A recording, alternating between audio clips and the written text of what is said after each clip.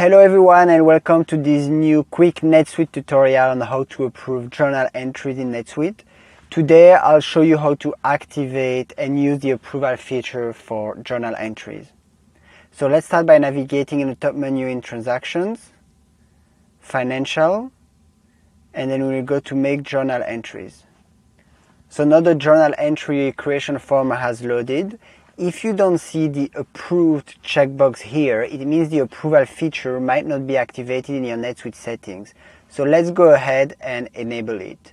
So we'll go to Setup, Accounting, and then Accounting Preferences here. Leave.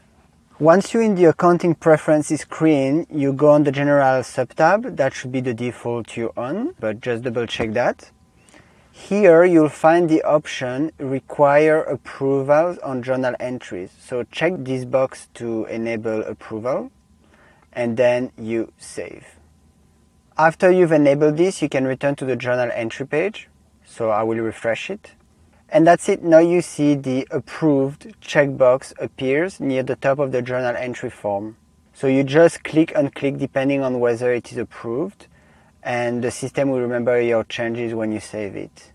Please note that this approved box is not displayed if you have enabled the journal entries approval routing accounting preference. This preference enables you to use SuiteFlow to create a custom journal entry approval routing flow. And you can see it in the accounting preferences here, approval routing, and then here you see journal entries. Please like the video, subscribe to the channel, and see you in the next one.